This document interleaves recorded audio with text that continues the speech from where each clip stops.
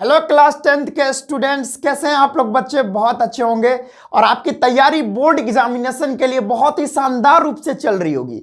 जैसा कि आपको पता है, सीबीएसई ने डेट अनाउंस कर दिया है एग्जामिनेशन का। तो भाई आप लोग सिंसियर हो जाइए। और बहुत सारे बच्चे डरे भी हुए हैं कि सर मेरा तो तैयारी अच्छे से हुआ नहीं, तो हम अभी से पढ़कर 90% कैसे ला सकते हैं। जी हाँ, इसका हम सोल्यूशन लेके आए हैं। फिलहाल में हम साइंस के लिए लेके आए हैं। साइंस में आज हम वैसा टॉपिक डिस्कस करने वाले हैं जहां से क्वेश्चन एराइज किया जाता है सीबीएसई के द्वारा साइंस में। तो उन्हीं सारे टॉपिक्स को हम आज डिस्कस करेंगे, क्योंकि अभी सारा अभी जो है टाइम नहीं है ना। अभी सारा चैप्टर्स अगर आप लोग पढ़ोगे तो उतना हम लोग के पास समय नहीं है, लगभग 1 महीना भी नहीं है। तो अभी भी हम लोग बहुत कुछ कर सकते हैं। हम क्या करेंगे, ऐसा टॉपिक होता है जहां से सीबीएसई क्वेश्चन करती है, तो उन्हीं टॉपिक को आज हम डिस्कस करेंगे। उन्हीं टॉपिक को आपको तैयार कर लेना है। अगर ये सारे टॉपिक तैयार कर लेते हो स्टूडेंट्स, तो आप लोग बहुत अच्छा मार्क्स बोर्ड एग्जामिनेशन में अचीव कर सकते हो, है ना। चलिए स्टार्ट करते हैं बिना कोई समय गवाए हुए। चलिए तो देखिए, फिलहाल मैं केमिस्ट्री की बात करता हूं, फिर अभी बायोलॉजी की बात करूंगा, उसके बाद मैं बात करने वाला हूं फिजिक्स की।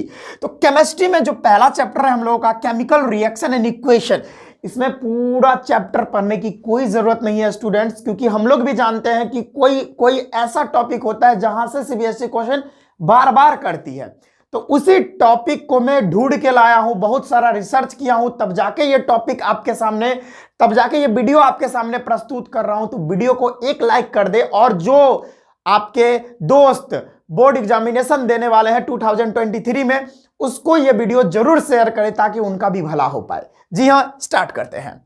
तो केमिकल रिएक्शन एंड इक्वेशन में पूरा चैप्टर आप लोगों को पढ़ना नहीं है। इसमें पहले आप टाइप्स ऑफ केमिकल रिएक्शन, जितने सारे केमिकल रिएक्शन के टाइप्स होते हैं, जैसे combination reaction, decomposition reaction, decomposition में भी बहुत सारा टाइप होता है, आपको पता होगा, पता है ना। हाँ, डिकम्पोजिशन में बहुत सारा टाइप है, फोटोलाइटिक डिकम्पोजिशन, थर्मल डिकम्पोजिशन, ये सारा जो डिकम्पोजिशन होता है वो सारा आपको याद होने चाहिए, ठीक है।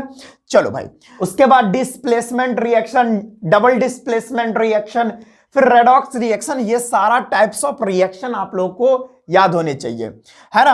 और कोरोजन, ये भाई ये बहुत इंपॉर्टेंट है। यहां कोरोजन लिखा मैंने, यहां chemical reaction and equation chapter में, उसके साथ साथ मेटल्स एंड नॉन मेटल्स में भी बहुत इंपॉर्टेंट है। कोरोजन तो पूछा ही जाता है, तो कोरोजन आप लोग करके जाओगे। और तीसरा मोस्ट इंपॉर्टेंट टॉपिक है जो आपको करके जाने ही चाहिए, that is identify oxidised and reduced. यानी एक केमिकल रिएक्शन आप लोगों को लिख देगा, यानी केमिकल इक्वेशन लिख देगा, और उसमें कहेगा कौन सा सब्सटेंस ऑक्सीडाइज्ड हो रहा है एंड कौन सा सब्सटेंस रिड्यूस हो रहा है। तो स्टूडेंट्स, ये सारे चीजों को आप लोगों को करके जाना है। चैप्टर फर्स्ट यानी केमिकल रिएक्शन एंड इक्वेशन में आपको यही 3 टॉपिक अच्छे से करके जाने हैं। अगर ये तीनों टॉपिक अच्छे से कर लिए तो इस चैप्टर से पूरा मार्क्स आपका रखा हुआ है। That's it. नेक्स्ट हमारा चैप्टर है केमिस्ट्री में एसिड, बेसिस एंड सॉल्ट। इसमें भी कुछ ही ऐसे टॉपिक है जहां से सीबीएसई बार बार क्वेश्चन करती है, तो वही टॉपिक को हम पकड़ेंगे, ठीक है। ज्यादा हम पूरा चैप्टर नहीं ना पढ़ेंगे, समय नहीं है ना। समय रहता है तो हम लोग बहुत डिटेल्ड में पढ़ते, कोई दिक्कत वाली बात नहीं होती। हम लोग के पास मेन फैक्टर यह है कि टाइम नहीं है। अगला बात करते हैं, इसमें क्या हम लोग को क्या पढ़ना है, केमिकल रिएक्शन ऑफ एसिड, यानी एसिड का केमिकल रिएक्शन आप लोगों को पढ़ लेना है कि एसिड का रिएक्शन मेटल के साथ हो जाए तो क्या होगा, एसिड का रिएक्शन अगर बेस के साथ हो जाए तो क्या होगा, एसिड का रिएक्शन अगर मेटल कार्बोनेट के साथ हो जाए तो क्या होगा, अगर एसिड का reaction metal oxide, non metal oxide के साथ हो जाए तो क्या होगा। तो ये सारा जो केमिकल रिएक्शन है एसिड का, ये आप लोगों को पढ़ना है, बहुत इंपॉर्टेंट है। ओके, नेक्स्ट है test for hydrogen and carbon dioxide gas, यानी hydrogen gas and carbon dioxide gas को हम लोग टेस्ट कैसे कर सकते हैं, ये भी आपको कंप्लीट होना चाहिए। That is very very very important question. I have no word to say कि ये कितना इंपॉर्टेंट है, इसी के लिए ये आपको करके जाने हैं। नेक्स्ट है बाबू, देखिएगा बेटा क्या है, importance of pH in everyday life. हमारा जो पीएच होता है उसका इंपॉर्टेंस हमारे एवरीडे लाइफ में क्या होता है वो आप लोगों को बताना है। कभी हम लोगों को अगर मधुमक्खी काट लेता है तो फिर वहां पर क्या हम लोगों को करना चाहिए, वहां का जहां पर काट लेता है मधुमक्खी तो वहां का जो पीएच है वो डाउन हो जाता है, फॉल कर जाता है, तो हम लोग को क्या क्या ट्रीटमेंट करना चाहिए वो सारा चीज आप लोग को पढ़ के जाना है। कभी कभी हम लोग को ओवर ईटिंग कर लेते हैं भोज में और दावत में कहीं, तो भाई ज्यादा खा लेने के कारण एसिड बन जाता है, तो वहां भी पीएच डाउन हो जाता है, पीएच फॉल हो जाता है, तो वहां पर हम लोग को क्या करना चाहिए वो सारा चीज आप लोग को याद होना चाहिए। ये टॉपिक आप पढ़ के जाना, importance of pH in everyday life, that is very very important students. Next topic आप लोगों को क्या करके जाना है, uses and preparation of baking soda, caustic soda. और कॉस्टिक सोडा में ना ये है कौन वाला, कॉस्टिक सोडा में आपको पता होगा क्लोर एल्केली प्रोसेस, वो भी काफी इंपॉर्टेंट है। बस कॉस्टिक सोडा का फॉर्मेशन अगर पढ़ रहे हो तो वो क्लोर एल्केली प्रोसेस ही होता है। तो क्लोर एल्केली प्रोसेस हर बार पूछा जाता है सीबीएसई में, तो ये आपको टॉपिक होना ही चाहिए याद, है ना। इससे रिलेटेड जितना कंसेप्ट है वो सारा आप लोग को याद होना चाहिए, समझ में आना चाहिए, है ना। ऐसा नहीं कि आप लोग रट के चले जाना, अंडरस्टैंडिंग के साथ आप लोग को सारा चीज यहां पर हर एक टॉपिक कंप्लीट करना है, ठीक है स्टूडेंट, समझ में आ रही मेरी बात। नेक्स्ट बात करेंगे वॉशिंग सोडा, यह भी बहुत इंपॉर्टेंट है वॉशिंग सोडा। और यहां पर कैल्शियम ऑक्सीक्लोराइड इसको बोलते हैं, दैट इज ब्लीचिंग पाउडर, है ना। ये भी आप लोग को करके जाना, और उसके साथ साथ प्लास्टर ऑफ पेरिस, है ना। तो ये सारे मैंने टॉपिक जो बोला इससे रिलेटेड जितना सारा पॉइंट है वो सारा आपको याद होना चाहिए और समझ के याद होना चाहिए। ओके, तो एसिड बेसिस एंड सॉल्ट से बस इतना ही टॉपिक ये वाला कर लेना, ये चारों टॉपिक कंप्लीट कर लोगे, बात खत्म है, आपका नैया पार हो जाएगा। That's it. Next metals and non metals में बात करते हैं। ये काफी बड़ा चैप्टर था, लेकिन हमने बहुत सारा रिसर्च करके, है ना, प्रीवियस ईयर क्वेश्चन उल्टाया, तब पता चला कि भाई सीबीएसई तो बहुत तेज है ना। कुछ ऐसे टॉपिक्स है जहां से वो क्वेश्चन कर रही है निरंतर। पहला क्या है, chemical properties of metals and non metals, यानी मेटल्स एंड नॉन मेटल्स का जो केमिकल प्रॉपर्टीज है वो आप लोगों को करके जाने हैं, बहुत इंपॉर्टेंट है ना। और केमिकल प्रॉपर्टीज ऑफ मेटल्स की बात करोगे, यानी मेटल का ऑक्साइड में भी अगर बात करोगे तो एक ऑक्साइड आता है हम लोग का एम्फोथेरिक ऑक्साइड, वैसा ऑक्साइड जो एसिड और बेस दोनों का कैरेक्टरिस्टिक शो करता है, तो उसी को एम्फोथेरिक ऑक्साइड बोलते हैं। ये चीज आपका क्लियर होना चाहिए, यहां से भी बहुत बार सीबीएसई क्वेश्चन कर चुकी है ना। और एक मैंने रिएक्शन भूल गया, वो थर्माइट रिएक्शन, आप लोग को थर्माइट रिएक्शन भी याद होना चाहिए। तो स्टूडेंट्स आप लोग को थर्माइट रिएक्शन करके ही जाना चाहिए, बहुत इंपॉर्टेंट है। आगे बढ़ते हैं प्यारे स्टूडेंट्स। वो क्या क्वेश्चन है कि why metals cannot evolve hydrogen gas when react with nitric acid. Oh my God, ये तो काफी इंपॉर्टेंट क्वेश्चन है, बहुत बार यहां से क्वेश्चन आ चुका है, यानी डायरेक्ट ये क्वेश्चन पूछ दिया गया है सीबीएसई के द्वारा। क्या है कि मेटल्स जो होते हैं वो अगर नाइट्रिक एसिड के साथ रिएक्शन करते हैं तो हाइड्रोजन गैस क्यों नहीं इवॉल्व करते हैं, इसका कारण क्या है, तो ये आप लोग को पता होना चाहिए। हम लोग जानते हैं कि हमारा जो नाइट्रिक एसिड होता है ना वो एक स्ट्रॉन्ग ऑक्सीडाइजिंग एजेंट होता है। तो भाई साहब क्या होता है कि जैसे ही हाइड्रोजन गैस प्रोड्यूस होता है ना, तो यहां से वी नो दैट कि हमारा नाइट्रिक एसिड जो है वो एक स्ट्रॉन्ग ऑक्सीडाइजिंग एजेंट है। It suddenly add oxygen to hydrogen and it becomes water, and that's why whenever metals react with nitric acid, then hydrogen gas doesn't produce. This is the reason. Okay students, समझ में आ गया? Good.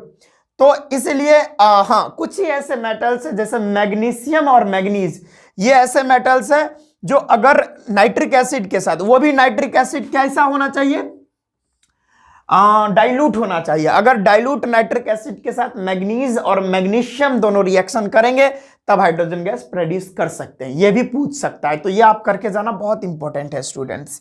Next है metal extraction, वो calcination and roasting वाला काफी important है, देख के जाना भाई, ये तो देख के ही जाना, ठीक है, बढ़िया है। आगे बढ़े सर, आगे बढ़े। Okay, carbon and its compound, ये जो चैप्टर है इससे आप लोगों को वर्सटाइल नेचर ऑफ कार्बन आप लोग को करके ही जाने चाहिए, जहां से ये एक क्वेश्चन आ जाता है, why carbon can make large compound. Carbon जो है बड़ा बड़ा कंपाउंड कैसे प्रोड्यूस करता है, कैसे वो बनाता है, ये आप लोग को करके जाना है। दूसरा है electron dot structure. Electron dot structure बहुत बार पूछ चुका है सीबीएसई, जैसे electron dot structure cyclopentane, cyclohexane, benzene, है ना, CO2, O2, ये सारा चीज जैसे हो गया आप लोग का S8, ये सारे मैंने जो भी नाम लिया है मॉलिक्यूल्स, उसका इलेक्ट्रॉन डॉट स्ट्रक्चर आना चाहिए आप लोग को, ठीक है। जितना भी मैंने नाम लिया सारा का इलेक्ट्रॉन डॉट स्ट्रक्चर आप लोग करके जाना। Very good, very good. Next and next topic is IUPAC nomenclature। Students, you have to complete this topic because so many times CBSE directly asked this question from this topic IUPAC nomenclature. So many questions has been arised from this topic, that is IUPAC nomenclature आप लोग को करके ही जाने हैं। अगर आपने chemistry में IUPAC nomenclature नहीं पढ़ा तो क्या पढ़ा, तो ये काफी इंपॉर्टेंट बन जाता है हमारा topic IUPAC nomenclature, because chemistry का जो है ना ABCD है हम लोगों का IUPAC nomenclature, तो ये करके जाना। नेक्स्ट है भाई केमिकल प्रॉपर्टीज, है ना, जैसे केमिकल प्रॉपर्टीज जिसमें हो गया एडिशन रिएक्शन, सब्स्टिट्यूशन रिएक्शन, इसमें डिहाइड्रेशन हो जाता है, स्पॉनिफिकेशन, ये सारा चीज आप लोग को करके जाना है। मैं ज्यादा नहीं टॉपिक सेलेक्ट किया हूं क्योंकि ये कार्बन एंड इट्स कंपाउंड, ये जो चैप्टर है काफी बड़ा चैप्टर है, मैंने सारा टॉपिक को कंसीडर इसमें नहीं किया है, कुछ ही ऐसे टॉपिक है जिसको मैंने इसमें इंक्लूड किया है, तो वो सारा टॉपिक आप लोग को करके जाने हैं students. Very good, very good. Structural isomers करके जाने हैं, है ना, क्या स्ट्रक्चरल आइसोमर्स करके जाने हैं, जिसमें मैंने पिछले वीडियो में बताया था कार्बन एंड इट्स कंपाउंड से जो इंपॉर्टेंट क्वेश्चन मैंने सेलेक्ट किया था, उसमें स्ट्रक्चरल आइसोमर्स में 3 ही ऐसा आपको कंपाउंड बताया था जो इंपॉर्टेंट था। एक 2,2 डाइमिथाइल प्रोपेन, फिर एक था 2,3 डाइमिथाइल क्या था, ब्यूटेन था। ये सारा चीज करके जाना। स्ट्रक्चरल आइसोमर्स में 2-3 स्ट्रक्चर ही ऐसे हैं जो आपको पूछा जाएगा, और ये भी पूछ सकता है कि ब्यूटेन जो होता है उसका कितना स्ट्रक्चरल आइसोमर्स हो सकता है। We know that butane has 2 structural isomers, and another question may be asked, and that is how many structural isomers possible for pentane. We know that 3 isomers can possible. Okay, इस तरह से question आ सकता है, तो आप लोग ready रहना। ये जो टॉपिक है आइसोमर्स, इसी को स्ट्रक्चरल आइसोमर्स बोलते हैं। आइसोमर्स बहुत प्रकार का होता है, 11th में पढ़ोगे। स्ट्रक्चरल आइसोमर्स का चर्चा किया गया है, डिस्कस किया गया हम लोगों के 10th में। ओके, तो उतना ही हम लोग को करना है। आगे बढ़ेंगे। होमोलोगस सीरीज काफी इंपॉर्टेंट है, इससे जुड़ा सारा चीज पढ़ लेना, है ना। आगे आता है हाइड्रोजिनेशन, बहुत इंपॉर्टेंट है, हाइड्रोजिनेशन भी करके जाना, है ना। तो यही सारा चीज था हम लोग का केमिस्ट्री में। वी नो दैट हमारा जो पीरियोडिक क्लासिफिकेशन ऑफ एलिमेंट्स है वो तो यहां पर सीबीएसई डिलीट कर दी है, तो इसको तो पढ़ना नहीं है। तो ये 4 चैप्टर हमने अभी लिया केमिस्ट्री में, जहां पर हमने बहुत ही इंपॉर्टेंट टॉपिक आपको बताया जो आपको पढ़ लेना चाहिए। अगर ये पढ़ लेते हो तो अभी भी आपका 90% आ सकता है, क्योंकि यही सारे टॉपिक से तो सीबीएसई क्वेश्चन कर रही है। अगर वो सारे टॉपिक को आप बढ़िया कर लेते हो, अच्छा कर लेते हो, अच्छे से पढ़ लेते हो, अभी 1 महीना का समय है लगभग 1 महीना है, उससे थोड़ा ही कम है, मान के चलो 20 ही दिन तो है आपके पास, 20 दिन में हो सकता है ये सारा चीज। अगर 20 दिन में ये सारा चीज कंप्लीट कर लिए तो बढ़िया है भाई, शाबाश, है ना। तो अगर अभी भी अगर ये सारा टॉपिक अच्छा कर लेते हो तो अभी भी आप 90% साइंस में स्कोर कर सकते हो अभी भी। तो चलिए, ये रहा केमिस्ट्री का पार्ट। अगर आप इसका स्क्रीनशॉट लेना चाहते हो तो ले ले। फिर अभी हम बायोलॉजी का डिस्कशन कर रहे हैं। बायोलॉजी में जो सारे चैप्टर्स है उसका इंपॉर्टेंट टॉपिक आपको बताएंगे जो आपको पढ़ के जाना चाहिए। नोट कर लिए।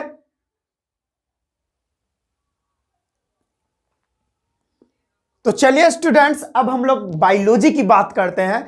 बायोलॉजी में कौन कौन सा इंपॉर्टेंट टॉपिक है जहां से सीबीएसई क्वेश्चन करती रहती है। आप अगर प्रीवियस ईयर क्वेश्चन उठाओगे 10 इयर्स पीछे का, तो आपको पता चलेगा इन्हीं सारे टॉपिक से सीबीएसई बार बार क्वेश्चन की है। तो मैं भाई रिसर्च करके ये सारा कंटेंट आपको दे रहा हूं, तो वीडियो को एक लाइक जरूर करें। मैं बार बार यही बोलता हूं, मोटिवेशन मिलता है इससे। तो पहला चैप्टर है हम लोगों का लाइफ प्रोसेस। यहां से आप लोगों को न्यूट्रिशन इन ह्यूमन बीइंग में न्यूट्रिशन कैसे होता है इसका डायग्राम, मैं डायग्राम लिखना भूल गया, इसका डायग्राम आप लोग कर लेना, ठीक है, बहुत इंपॉर्टेंट है। डायग्राम के साथ साथ इसमें इससे जुड़ा जितना भी टॉपिक है वो सारा कर लेना आप लोग, ठीक है। नेक्स्ट बात करते हैं रिस्पिरेशन इन ह्यूमन बीइंग में रिस्पिरेशन कैसे होता है ना, समझ में आया? तो वो सारा आप लोग कर लेना रिस्पिरेशन। और इसमें जो आपको एरोबिक रिस्पिरेशन और एनएरोबिक रिस्पिरेशन में वो जो आप लोगों को पता होगा पायरुवेट एसिड में ग्लाइकोलाइसिस होता है माइटोकॉन्ड्रिया में, वो कर लेना, काफी इंपॉर्टेंट वो रिएक्शन था, है ना। एरोबिक और एनारोबिक दोनों में रिएक्शन था, वो सारा आप लोग कर लेना, बहुत इंपॉर्टेंट है। अगला है ह्यूमन हार्ट का डायग्राम आप लोगों को आना चाहिए। ह्यूमन हार्ट का डायग्राम आप लोग को आना चाहिए और उसका जो भी डिफरेंट पार्ट्स है उसका फंक्शन क्या है ये करके जाना। और डायग्राम नेफ्रॉन का ये तो भाई साहब हर बार आता ही आता है, या तो नेफ्रॉन का डायग्राम नहीं तो न्यूरॉन का डायग्राम पूछ लेता है, तो ये करके जाना। आगे बात करते हैं कंट्रोल एंड कोऑर्डिनेशन, ये जो हमारा नेक्स्ट चैप्टर है इसमें आप लोग को न्यूरॉन का डायग्राम करके जाना है ना, जिसमें फ्लो ऑफ इंपल्स आप लोग कर लेना। बहुत इंपॉर्टेंट टॉपिक मैं आपको बता रहा हूं, बहुत रिसर्च करके लाया हूं ये सारा टॉपिक। अगला है रिफ्लेक्स आर्क का डायग्राम, है ना। उसके बाद आगे है ह्यूमन एंड प्लांट हार्मोन और उसका फंक्शन भी। बहुत सारा हार्मोन होता है, प्लांट हार्मोन्स, ऑक्सिन, गिबरेलिन्स, ये सारे जो हार्मोन्स होते हैं, जैसे ह्यूमन का भी जो हार्मोन्स होता है वो सारे हार्मोन का फंक्शन करके जाना। आगे है ह्यूमन ब्रेन में जैसे पार्ट्स हो गए, जितने सारे ह्यूमन ब्रेन में पार्ट्स हैं, हिंड ब्रेन, मिड ब्रेन, ये सारे में जो सारा पार्ट्स है वो सारे पार्ट्स का फंक्शन विथ डायग्राम करके जाना भाई। आगे तो लाइफ प्रोसेस, कंट्रोल, कोऑर्डिनेशन हम लोग का कंप्लीट हुआ। ये सारा मतलब जितना टॉपिक में बता रहा हूं बस उतना ही पढ़ना, काफी है, इनफ है। आगे बात करते हैं most demanding chapter, that is how do organism reproduce. बहुत सारे बच्चों को इंटरेस्ट भी आता है, I know that why this interest is coming, I know that. First हमारा यहां पर टॉपिक आप लोग को पढ़ना है फिजन, जिसमें बाइनरी और मल्टीपल फिजन करके जाना, बहुत इंपॉर्टेंट है। अगला है रिप्रोडक्शन इन फ्लावरिंग प्लांट, यानी फ्लावरिंग प्लांट में हमारा रिप्रोडक्शन कैसे होता है और उसका डायग्राम, काफी इंपॉर्टेंट है डायग्राम, ये भी करके जाना, है ना। ओ भाई ये वाला जो तार है ना, ये एक ना एक दिन टूट ही जाएगा, कंफर्म है। तो आगे बढ़ते हैं, यूनिसेक्सुअल एंड बाइसेक्सुअल फ्लावर, ये करके जाना, बहुत इंपॉर्टेंट है। अगला है male and female reproductive system का डायग्राम, ओफ काफी इंपॉर्टेंट, ये डायग्राम करके जाना। अगर आप लोग एक्स्ट्रा में एक टॉपिक ऐड करना चाहूंगा, स्पर्म का डायग्राम भी करके जाना, समझ में आया? और ठीक है, ये सारा करके जाना। Male and female reproductive system का डायग्राम काफी बार आ चुका है, तो करके जाना। देखिए आप लोग को बोलेगा नहीं कि डायग्राम बनाने के लिए, वहां पर डायग्राम बनाया होगा और इस तरह से लेबल किया होगा कि भाई इस पार्ट का क्या नाम है, इस पार्ट का क्या नाम है, इस पार्ट का क्या नाम है, आप लोग को बताना रहेगा, ठीक है, वो कर लेना, ठीक है। Good good good. आगे बढ़ते हैं बच्चों, बर्थ कंट्रोल मेथड, बर्थ को कैसे कंट्रोल किया जाता है, ये भी काफी इंपॉर्टेंट टॉपिक है। और हर बार देखो भाई, मैं बार बार बोलता हूं, वर्ड को पकड़ो, काफी बार, यानी हर बार, काफी बार नहीं, हर बार सीबीएसई यहां से क्वेश्चन करती है। अगर हाउ डू ऑर्गेनिज्म रिप्रोड्यूस से क्वेश्चन आता है तो बर्थ कंट्रोल से जरूर क्वेश्चन आता है। यानी हम लोग बर्थ कंट्रोल कैसे कर सकते हैं, बहुत सारा मेथड है, बैरियर मेथड है, बहुत सारा मेथड है, मुझे बताने की जरूरत नहीं है, सभी जानते हैं, तो वो करके जाना भाई। आगे है रिप्रोडक्टिव हेल्थ, रिप्रोडक्टिव हेल्थ से भी बहुत बार क्वेश्चन आ चुका है, तो रिप्रोडक्टिव हेल्थ भी आप लोग देख के जाओगे। आगे आता है हेरिडिटी एंड एवोल्यूशन, हेरिडिटी तो पूछा जाएगा, एवोल्यूशन डिलीट हो चुका है। तो इसमें से आप लोग को मेंडल्स लॉ ऑफ इनहेरिटेंसी करके जाना, इसी में आपका काम बनने वाला है। वेरी गुड स्टूडेंट्स, हमारा जो लास्ट चैप्टर है आवर इन्वायरमेंट, और ये सबसे इजी चैप्टर है और बहुत ज्यादा स्कोरिंग चैप्टर है, तो ये तो बहुत इजीली हो जाएगा, है ना।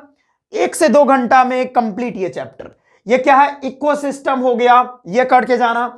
फूड चेन और फूड वेब, ये भी इंपॉर्टेंट है, कर लेना। 10% लॉ, देखिए भाई ये तो करके जाना, 10% लॉ भी बहुत इंपॉर्टेंट है ना। उसके बाद ट्रॉपिक लेवल ये भी कर लेना, और उसके साथ ये जो ओजोन डिप्लेशन, देखो भाई ये जो है ना हर बार देखो, अगर आवर इन्वायरमेंट से क्वेश्चन आ रहा है तो ozone layers, ozone depletion, layer नहीं बोल रहा, ओजोन डिप्लेशन, हमारा जो O3 है, ओजोन को तो हम O3 ही पढ़ते हैं, O3 का डिप्लेशन कैसे हो रहा है। हम लोग जानते हैं यूवी रे जाता है और यहां पर O2 और O में टूट जाता है, तो यहां से ये सारा जो चीज है वो सारा चीज को आप लोगों को पढ़ के जाना है ना, ये सारा टॉपिक आप लोगों को कवर कर लेना है। तो ये रहा हम लोग का बायोलॉजी में, तो इसका स्क्रीनशॉट करें, हम फिजिक्स को भी डिस्कस कर ही लेते हैं। तो चलिए स्टूडेंट्स, अब हम लोग फिजिक्स का इंपॉर्टेंट टॉपिक देख लेते हैं क्या क्या है। तो देखिए पहला चैप्टर है रिफ्लेक्शन एंड रिफ्रैक्शन, दोनों मैंने ले लिया एक साथ। इसमें जो है ना 3 ही टॉपिक है जहां से सवाल आते हैं बच्चे। पहला है कि laws of reflection and refraction of light. Reflection and refraction दोनों का जो लॉ है, रिफ्लेक्शन ऑफ लाइट, लाइट का जो रिफ्लेक्शन होता है और रिफ्रैक्शन, इसका लॉ जो है वो 2 लॉ होता है। ये दोनों का लॉ आप लोग को याद होना चाहिए। नेक्स्ट है, देखिए भाई न्यूमेरिकल आप लोग को कंप्लीट होना चाहिए। मिरर फार्मूला से, लेंस फार्मूला से न्यूमेरिकल आ सकते हैं, पावर ऑफ लेंस, लेंस का जो पावर होता है उससे न्यूमेरिकल आ सकते हैं। तो इन सारे टाइप के न्यूमेरिकल आप लोग को कंप्लीट होना चाहिए। प्रैक्टिस कर लो भाई, एस चांद का बुक उठाओ, HC वर्मा का बुक उठा सकते हो आप, कोई सा भी पब्लिकेशन का बुक उठाइए और न्यूमेरिकल सॉल्व करना शुरू कीजिए। प्रैक्टिस होगा, अभी 25 दिन बचा हुआ है ना, उसी के लगभग में, तो आप लोग का प्रैक्टिस अच्छा से हो सकता है, तो आप लोग कर लेना, ठीक है। तो रिफ्रैक्टिव इंडेक्स पर जो न्यूमेरिकल बनते हैं वो आपको कंप्लीट होने चाहिए। रिफ्रैक्टिव इंडेक्स से जितना सारा कंसेप्ट है वो क्लियर कर लो और न्यूमेरिकल भी प्रैक्टिस कर लो, फिर यहां से टॉपिक आपका कंप्लीट हो जाएगा, पूरा रिफ्लेक्शन और रिफ्रैक्शन दोनों कंप्लीट हो जाएगा। आगे बढ़ते हैं, human I and colourful world जो चैप्टर है उसमें आप लोग को ह्यूमन आई का डायग्राम और ह्यूमन आई में जितने सारे पार्ट्स हैं आईज के, उसका फंक्शन भी आप लोगों को याद होने चाहिए, बहुत इंपॉर्टेंट है।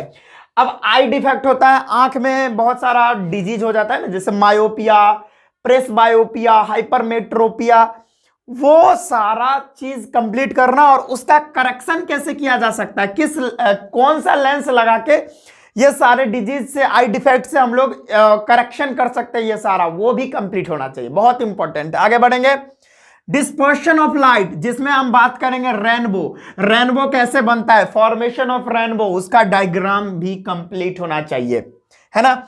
और ये एक मोस्ट इंपॉर्टेंट क्वेश्चन है, that is total internal reflection क्या होता है, ये आपका कंप्लीट होना चाहिए। बहुत बार यहां से भी सवाल आ चुका है, टोटल इंटरनल रिफ्लेक्शन, गुड, क्योंकि हम लोग जानते हैं रेनबो जो है ना, रेनबो में एक रिफ्लेक्शन तो होता ही है, यानी टोटल इंटरनल रिफ्लेक्शन होता है और उसके साथ साथ रिफ्रैक्शन भी होता है ना, 2 चीज होता है, एक टोटल इंटरनल रिफ्लेक्शन और दूसरा होता है रिफ्रैक्शन, है ना। तो डिस्पर्शन ऑफ लाइट आप लोग को कंप्लीट होना चाहिए, जिसमें प्रिज्म वाला हो गया है ना, ये सारा प्रिज्म वाला, प्रिज्म में व्हाइट लाइट अगर जाएगा तो वो लाइट को डिस्पर्स कर देगा, 7 कलर्स में यहाँ पे लाइट आ जाता है, तो वो आपको कंप्लीट होना चाहिए, है ना, समझ में आ रहा है ना। ओके, और ये वाला भी कि एक प्रिज्म हम इस तरह से उल्टा रख दिए और एक प्रिज्म को सीधा हम रख दिए इस तरीके से, तब इसमें व्हाइट लाइट पास करवाए तो वो 7 कलर्स में डिस्पर्स हुआ, फिर वो 7 कलर्स आपस में रिकम्बाइन हो गया, फिर से व्हाइट लाइट आ गई, तो ये आप लोग कर लेना। आगे बढ़ेंगे, इलेक्ट्रिसिटी जो चैप्टर है उसमें आप लोगों को क्या करना है, बहुत सारा देखिए, क्योंकि इसमें ये चैप्टर भी बड़ा है तो इसमें बहुत सारे न्यूमेरिकल्स बनेंगे और जितने सारे टॉपिक है उसमें बहुत सारा फॉर्मूला भी है, तो फॉर्मूला जितना सारा है सारा फॉर्मूला आप लोगों को कंप्लीट कर लेना है। फॉर्मूला काफी है इसमें, तो भाई फॉर्मूला सारा अगर फॉर्मूला याद होगा तो न्यूमेरिकल आपको खुद ब खुद बनने लगेगा, ठीक है। अब ओम्स लॉ भी कर लेना, ओम्स लॉ में भी आई ग्राफ होता है और एक आई भी ग्राफ होता है, दोनों कंप्लीट कर लेना, काफी इंपॉर्टेंट है। लेकिन ज्यादातर अगर हम बात करें तो भी आई ग्राफ ही एग्जाम में पूछा जाता है। अब देखिए रेजिस्टिविटी है ना, रेजिस्टिविटी पर जितने सारे न्यूमेरिकल्स आप कर सकते हो, हाई लेवल से जितना लेवल तक आपको करना है कर सकते हो, क्योंकि यहां से न्यूमेरिकल फंसता ही फंसता है। आगे बढ़ेंगे, सीरीज एंड पैरेलल कॉम्बिनेशन से भी बहुत सारे न्यूमेरिकल्स फंस जाते हैं। तो ओवरऑल हम बात करें ना, तो आप सारे टॉपिक, जितने सारा मैं टॉपिक लिखा हूं, सारे टॉपिक से आप न्यूमेरिकल का प्रैक्टिस करना चालू कर दो, क्योंकि ये जो इलेक्ट्रिसिटी चैप्टर है इसमें बहुत सारे न्यूमेरिकल्स आप लोग से पूछ लिए जाएंगे। आगे है पावर और जूल्स लॉ ऑफ हीटिंग, ये सारे का भी आप लोग न्यूमेरिकल प्रैक्टिस कर सकते हो। ठीक है, कर सकते नहीं, करना ही पड़ेगा, है ना, न्यूमेरिकल्स पूछ देता है। आगे बढ़ेंगे, magnetic effect of electric current. अच्छा, मैं स्टूडेंट्स एक और बात करना चाहूंगा, अगर न्यूमेरिकल की बात करें ना, तो देखो भाई, रजिस्टिविटी से न्यूमेरिकल आता है। ठीक है, रजिस्टिविटी से फिक्स आएगा न्यूमेरिकल, नहीं तो सीरीज एंड पैरेलल कॉम्बिनेशन से आ सकता है। ये दो टॉपिक से न्यूमेरिकल आ सकते हैं, तो रेडी रहना भाई साहब, बढ़िया से प्रैक्टिस करके। आगे है हमारा जो चैप्टर है magnetic effect of electric current, इसमें से भी बहुत सारा टॉपिक को सीबीएसई ने कट के हटा दिया है। तो पहले आप लोग को इसमें क्या कंप्लीट कर लेना है, magnetic field due to straight and circular loop current carrying conductor. एक जो है स्टेट कैरिंग कंडक्टर है ना, उसमें मैग्नेटिक फील्ड कैसे बनेगा, है ना, कॉन्सेंट्रिक सर्किल जैसा बनता है, आप लोग को पता होगा। और एक सर्कुलर लूप जो होता है, इस तरह से सर्कुलर लूप जो होता है, उसमें अगर हम बात करें तो उसमें जो है मैग्नेटिक फील्ड कैसे बनता है, तो ये कर लेना काफी इंपॉर्टेंट है। आगे है सोलेनॉइड। सोलेनॉइड में भाई कैसे मैग्नेटिक फील्ड प्रोड्यूस होता है, आउटसाइड द सोलेनॉइड और इनसाइड द सोलेनॉइड, ये भी कर लेना, काफी इंपॉर्टेंट है।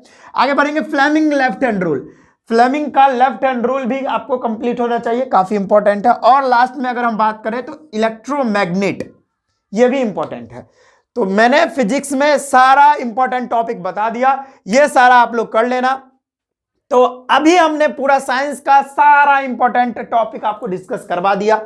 अगर ये सारा इंपॉर्टेंट टॉपिक आप लोगों को कवर हो जाता है तो भाई साहब आप साइंस में 90% मार्क्स अचीव अभी भी कर सकते हो। 25 डेज, अभी कितना बचा है, ज्यादा समय नहीं है, 20 से 25 दिन है। तो इतने दिनों में ही आप लोग अच्छे से आपका सिलेबस जो है अच्छे से कर सकते हो और 90 से 95% मार्क्स स्कोर कर सकते हो। तो अगर आप इसको लिखना चाहते हो तो जल्दी से लिख लो या स्क्रीनशॉट कर लो, ज्यादा बेहतर होगा, स्क्रीनशॉट कर लो। तो चलिए आज के इस वीडियो में बस हम इतना ही रखते हैं, हम मिलते हैं नेक्स्ट वीडियो में। हम इसी तरह का इंफॉर्मेटिव वीडियो आप तक पहुंचाते रहते हैं। तो अगर अभी तक मेरे चैनल को सब्सक्राइब नहीं किए तो सब्सक्राइब कर लीजिए, ताकि भाई साहब बोर्ड में आप बहुत अच्छा मार्क्स अचीव कर सको। तो आज के इस वीडियो में बस हम इतना ही रखते हैं, हम मिलते हैं नेक्स्ट वीडियो में। तब तक के लिए जय हिंद, वंदे मातरम, राधे राधे, जय श्री राम।